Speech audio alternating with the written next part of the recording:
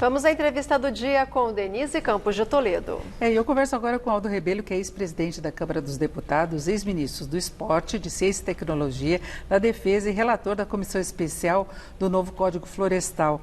Deputado Aldo Rebelo, boa noite. Boa noite, Denise. Boa noite. Bom, o senhor esteve à frente aí da Comissão Especial do novo Código Florestal e o senhor recentemente, em toda essa polêmica que nós tivemos envolvendo a Amazônia, as queimadas, o senhor chegou a defender a posição do presidente Bolsonaro em relação à soberania, foi uma coisa colocada em relação aos outros países, inclusive na Assembleia da ONU. Eu queria que o senhor falasse sobre isso, o porquê desse elogio, o senhor que já esteve do outro lado do governo e de outro lado partidário também, não é?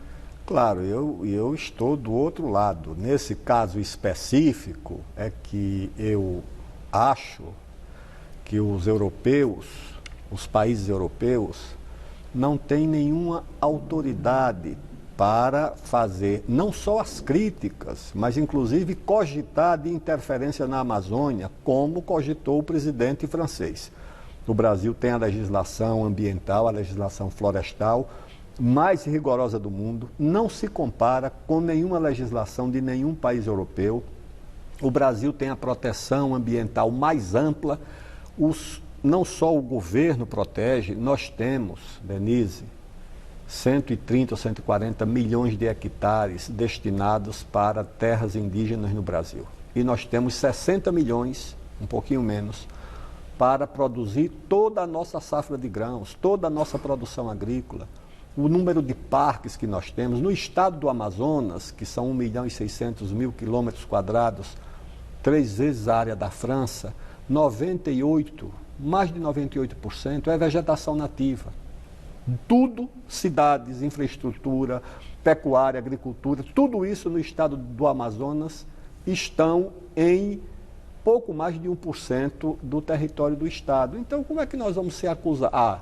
Precisa proteger, precisa cuidar, precisa fiscalizar, precisa sim. E não é um problema de um governo ou de outro. O Brasil nunca levou muito em conta a Amazônia. Sempre tratou a Amazônia como se fosse uma colônia do próprio país. E acho que isso é que está errado. Agora, o senhor não defende a preservação da Amazônia da forma como vem sendo colocada até agora, de manter uma boa parte dela intocável? Não é, sem que se tenha a preocupação com infraestrutura, e a gente percebe que inclusive grandes cidades da região, dentro dos padrões da região norte, elas são pouco ocupadas e não contam também com infraestrutura. Como é que se poderia cuidar melhor da região? E vão continuar assim, sabe por quê? Porque o Código Florestal determina que qualquer propriedade na Amazônia tem que destinar 80% da sua área para a proteção ambiental. O fazendeiro, o proprietário, ele pode usar no máximo 20%. No Cerrado, a proteção é de 35%. E na Mata Atlântica, de 20%. Sabe qual é a proteção da propriedade na Suécia? Na Alemanha? Lá é uma condição diferente hoje, né? Porque eles já destruíram antigamente. 0%. 0%. Mas nós, tem áreas de preservação, de cuidado. Nós fizemos uma lei que obriga o proprietário a reconstruir as áreas de proteção dos rios, das fontes. E na Amazônia não tem como deixar de proteger, porque o estado de Roraima, por exemplo, 60% é terra indígena. Roraima tem que importar farinha de mandioca do Paraná, etanol de São Paulo, leite de Rondônia. Roraima não tem área destinada para agricultura e pecuária. Agora tem ocupação e exploração ilegal. Isso é uma realidade na região, até por não ter essa infraestrutura, até de fiscalização, se sabe disso. Inclusive, parte das queimadas, a Polícia Federal está apurando hoje que teve, de fato, um dia do fogo coordenado por proprietários da região. Mas pode ter certeza que é uma minoria. A imensa maioria dos proprietários da Amazônia são pequenos proprietários que têm uma agricultura de subsistência. Se você examinar a agricultura do Brasil que vai para a exportação, não tem nem 2% que vem da Amazônia. É muito pouco, é uma agricultura de subsistência. Agora, o que é que aconteceu?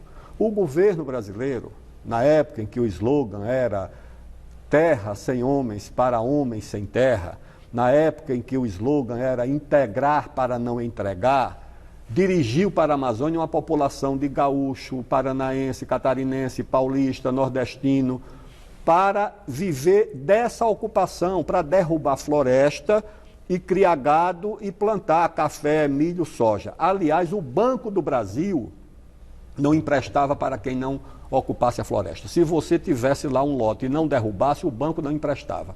Agora, como está mudando o padrão, querem transformar todas essas pessoas em criminosas e sem dar nenhuma alternativa de sobrevivência para elas. Ou seja, se esse modelo de derrubar para plantar e criar não serve mais, então vamos procurar outra forma de desenvolver a Amazônia e não transformar aqueles que foram lá levados pelo Estado em criminosos, que é o que está, infelizmente, acontecendo. Agora, deputada, aproveitando toda a sua experiência no Congresso, eu queria uma avaliação sua sobre o cenário político que nós temos hoje no Brasil, essa polarização, um clima bastante complicado que persistiu mesmo pós-eleições e que acaba antecipando eventuais candidaturas para as próximas eleições presidenciais, no falo da prefeitura no próximo ano. Como é que o senhor vê essa situação que nós temos hoje política no Brasil?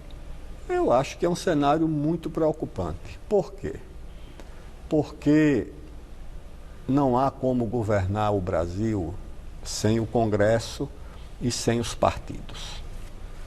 Então, nasce uma disputa ferrenha, uma luta de vida ou morte dentro do partido do presidente da República, que era um partido pequeno, sem muita expressão, e de repente esse partido elege o presidente da República, elege os governadores, elege a maior bancada de deputados, elege uma grande bancada de senadores, e essas bancadas começam a disputar espaço político e os recursos do fundo partidário e do fundo eleitoral. Termina na destituição de lideranças.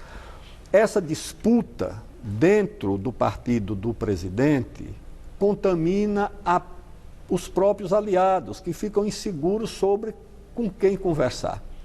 Essa disputa imobiliza o próprio Poder Executivo. Os ministros precisam conduzir dentro do Congresso os seus projetos, a reforma tributária, por exemplo, essas propostas de privatizações que o governo fala. E isso vai passar por onde? Se o governo não tem líder no Congresso, a líder foi destituída, ameaçada de morte, o líder do partido dentro da Câmara foi destituído. Então, essa situação, na minha impressão, cria uma insegurança dentro do próprio Poder Executivo, imobiliza os próprios ministros que não sabem quem são os interlocutores com os quais contar para se dirigir ao Congresso, imobiliza a base do governo e os seus aliados e cria, no âmbito do investimento, uma desconfiança. Isso vai para onde? Por mais que o presidente faça um esforço, hoje ele fez na China, de sinalizar que de fato vai recompor, porque também estava abalada a relação com a China, mas a política eu acho que é um fator de preocupação. Agora, isso não pode haver um encaminhamento de agenda, independentemente disso, até por uma nova postura do Congresso. Foi aprovada a maior reforma da Previdência que nós já tivemos no país. Mas é bom que se leve em conta que o governo interferiu muito pouco nessa agenda da Previdência. Então, em relação a outras matérias, não pode acontecer É que outras mesmo? são mais complicadas e não é uma coisa boa o Congresso conduzir sozinho. Eu fui presidente da Câmara, fui líder do governo. O Poder Executivo tem que ter um papel protagonista na agenda. Você vai discutir agora uma reforma tributária. Como é que fica o dinheiro da União? O deputado e o senador, na partilha dos tributos, vai levar em conta as responsabilidades da União ou principalmente dos seus municípios e dos seus estados? Então, a agenda do Congresso pressupõe o protagonismo de um executivo forte. Não se pode deixar somente o Congresso. Ele tem méritos, ele deve participar, mas ele não pode sozinho fazer a agenda do país. Agora, o seu partido está no chamado Centrão, mas como é que o senhor vê a condição da oposição, que ainda tem, inclusive o Partido dos Trabalhadores, que tem um peso relevante no Congresso, com o slogan Lula livre? Denise, eu estou afastado das atividades partidárias, mas não estou afastado das atividades políticas. Converso com interlocutores da oposição e do próprio governo, eu também converso, né? Mas o Congresso se ressente de uma presença maior do governo. O governo tem que ter líder dos seus partidos, líder no Congresso, líder na Câmara, líder no Senado, com autoridade. Se o governo não está funcionando bem, os seus interlocutores também, eles ficam sem rumo dentro do Congresso Nacional. Eu conversei aqui com o Aldo Rebelo, que é ex-presidente da Câmara dos Deputados e ex-ministro aí em várias pastas. Deputado, muito obrigada, uma boa noite. Uma boa noite, Denise. Laércio, Luciana.